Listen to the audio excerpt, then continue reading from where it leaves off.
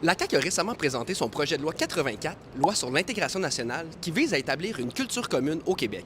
Culture qui sera entre autres fondée sur des valeurs comme la laïcité, l'égalité homme-femme et la langue française. Suivez-moi, on s'en va questionner les gens à savoir qu'est-ce qui caractérise vraiment cette culture commune-là.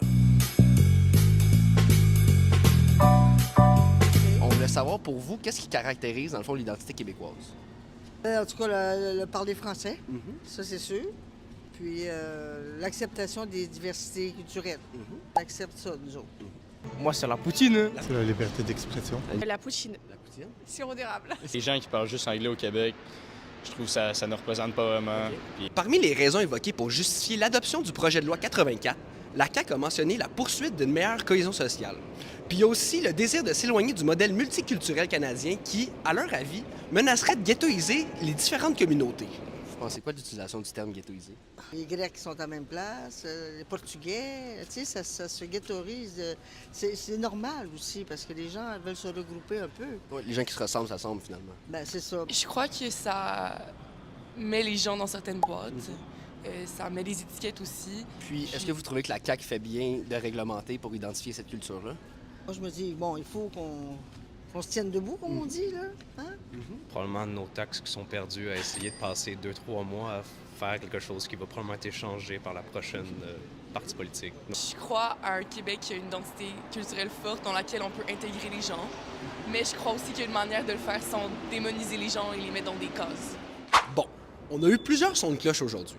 Si la poutine et le sirop d'érable peuvent dormir tranquilles, la langue française, quant à elle, demeure un enjeu important. La question de l'identité québécoise est en pleine effervescence et le projet de loi de la CAQ risque de faire parler au fur et à mesure qu'il va se préciser.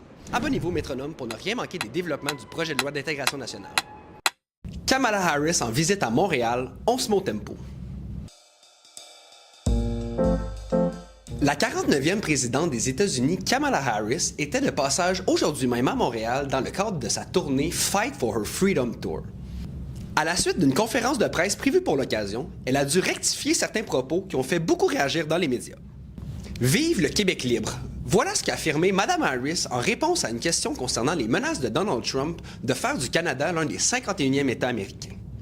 Même si la vice-présidente s'est défendue en disant qu'elle voulait faire honneur à la célèbre phrase prononcée par Charles de Gaulle en 1967, elle a dû réaffirmer que son intention était de rappeler que le Québec, tout comme le Canada, est une nation souveraine qui doit demeurer ainsi. Sur les réseaux sociaux, le chef du Parti québécois, Paul Saint-Pierre Plamondon, a rapidement saisi l'occasion pour remettre de l'avant l'importance de la souveraineté québécoise en soulignant le courage de Mme Harris dans la situation politique actuelle. On va continuer à suivre le reste de la tournée pour vous, alors abonnez-vous au Métronome pour ne rien manquer des prochaines actualités politiques.